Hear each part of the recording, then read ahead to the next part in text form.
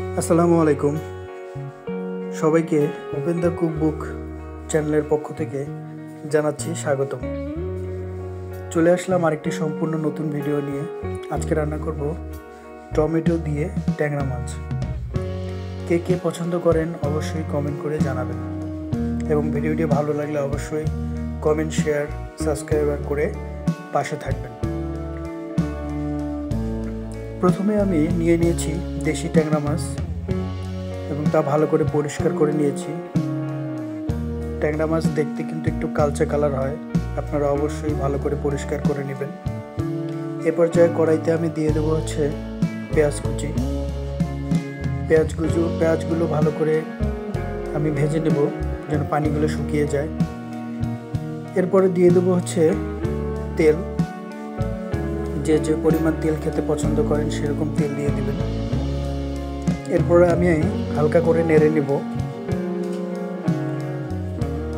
পেঁয়াজগুলো যতক্ষণ বাদামি কালার না হচ্ছে ততক্ষণ আমি ভেজে নেব। এই পর্যায়ে আমি দিয়ে দেব কাঁচা মরিচ কুচি। আমি এখানে অল্প করে কাঁচা মরিচ দিয়েছি, কারণ শুকনো মরিচের গুঁড়া দিয়ে দেবো এখানে। এরপরে দিয়ে দেবো পরিমাণ মতো লবণ, যে পরিমাণ লবণ খান। এরপরে দিয়ে দেবো গুঁড়ো হলুদ। তারপরে দিয়ে দেবো শুকনো মরিচের গুঁড়ো। এরপরে দিয়ে দেবো মিক্স আদা রসুন বাটা, যা আমি আগে ব্লেন্ড করে নিয়েছি। এরপরে ভালো করে নেড়ে নিব। এ পর্যায়ে মশলাগুলো ভুনানো হয়ে গেলে আমি এখানে দিয়ে দেবো পরিমাণ মতো পানি। এখন আমি মশলাগুলো ভালো করে ভুনিয়ে নিব, তাহলে মাছের ভিতর মশলাগুলো ঢুকলে রান্না অসাধারণ হবে। এ পর্যায়ে আমি দিয়ে দেব ট্যাংরা মাছ। অল্প অল্প করে কড়াইয়ে ছেড়ে দিব। তারপরে ধীরে ধীরে মাছগুলো আমি নাড়তে থাকব। ট্যাংরা মাছ অবশ্য অনেক শক্ত হয়, জোরে নাড়লেও ক্ষতি হওয়ার সম্ভাবনা নাই, মাছটা ভেঙে যাওয়ার সম্ভাবনা নাই। এভাবে কিছুক্ষণ নাড়তে থাকবো যেন মশলাগুলো মাছের ভিতর সুন্দর করে ঢুকতে পারে, তাহলে মাছের স্বাদ কিন্তু দ্বিগুণভাবে বেড়ে যাবে।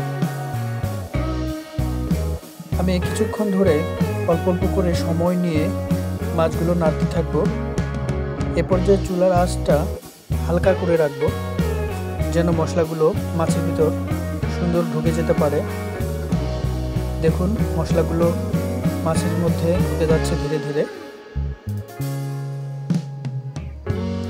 ভিডিওটি কেমন লাগছে অবশ্যই কমেন্ট করে জানাবেন, সাবস্ক্রাইব করবেন, পাশে থাকবেন।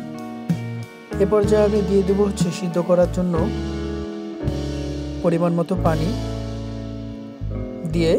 দিয়ে একটু হালকা করে নেড়ে চেড়ে এ পর্যায়ে আমি ঢেকে রাখবো মোটামুটি 8 থেকে 10 মিনিটের জন্য। আমি মাছটি এখন ঢেকে রাখব। তো বন্ধুরা, ফিরে আসলাম 8 থেকে 10 মিনিট পরে। দেখুন মাছগুলো মোটামুটি সিদ্ধ হয়ে আসছে, কিন্তু অনেকগুলো ঝোল এখনো রয়ে গেছে। এই পর্যায়ে আমি মাছগুলোর মধ্যে স্বাদ বাড়ানোর জন্য দিয়ে দেবো টমেটো অনেকেই পছন্দ করেন, টমেটো দিলে তরকারির স্বাদ বেড়ে যায়। যারা যারা টমেটো পছন্দ করেন না, টমেটোটা এখানে স্কিপ করবেন। এ পর্যায়ে দিয়ে দেবো আমি কিছু কাঁচামরিচ ফালি, যেটা আপনারা দিলে দিতেও পারেন, আবার স্কিপ করতেও পারেন। এ পর্যায়ে আমি হালকা একটু নেড়ে চেড়ে আবার ঢেকে রাখবো 5 থেকে 7 মিনিটের মতো, যেন ঝোলটা একটু কমে আসে। ফিরে আসলাম 5 থেকে 7 মিনিট পরে।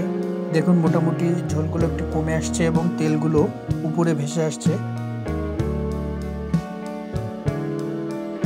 সুন্দর একটি কালার আসছে, তাই না? আপনারা অবশ্যই একটু কমেন্ট করে জানাবেন ভিডিওটি কেমন লাগলো কমেন্ট করে জানালে পরবর্তী ভিডিও করার আগ্রহ বাড়ে। এ পর্যায়ে আমি স্বাদ বাড়ানোর জন্য আবার দিয়ে দেবো ধনেপাতা। ধনেপাতা কিন্তু তরকারির স্বাদ দ্বিগুণ বাড়িয়ে দেয়। এবার হালকা করে নেড়েচেড়ে লাস্ট ঢেকে রাখবো 4 থেকে 5 মিনিটের জন্য। ফিরে আসলাম 4 থেকে 5 মিনিট পরে। দেখুন আমার রান্না মোটামুটি শেষ হয়ে আসছে।